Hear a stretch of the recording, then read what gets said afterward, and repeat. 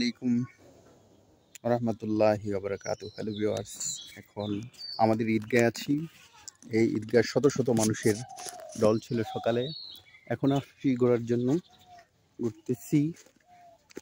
এই ঈদগাহ আমাদের নরসিংদী পলাশ থানার সর্বোচ্চ মানুষের জনমত হয় ঈদগাহ, এবং ঈদগাহর পাশে হারিদোয়া নদী। অসম্ভব এঁকে বেঁকে এই নদীটা চলছে, এবং ঈদের সকালে আমি নামাজ পড়ে আবারও ঈদগাহ এসেছি ঘোরার জন্য। এবং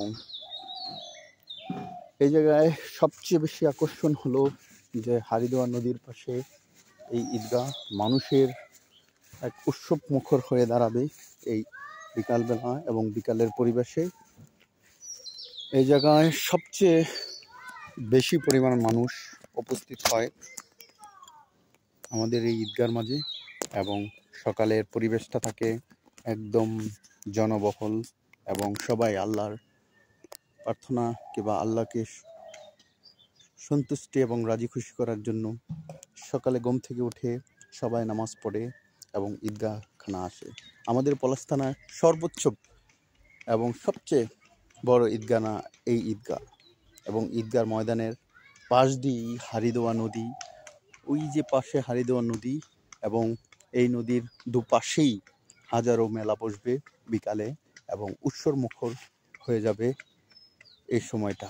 এবং 3টার পর থেকেই যেন এক মুখরে পরিণত হবে। এবং আমরাও এই ঈদগাহে এসেছি এবং ঈদগাহর মাধ্যমে দেখার জন্য আসছি।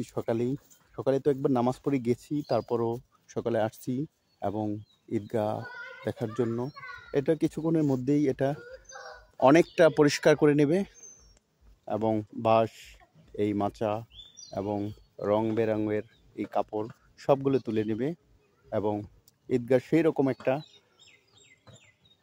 পরিবেশ হয় সকালে, এবং মুখর পরিবেশে মানুষ নামাজ পড়ে, এবং খুবই শৃঙ্খলাবদ্ধ এই ঈদগাহ, এবং হাজারো মানুষের দল হয়।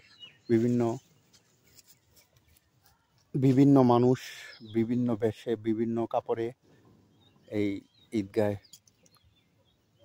আসে। সবাই আমার জন্য দোয়া করবেন। আসসালামু আলাইকুম, ঈদ মোবারক।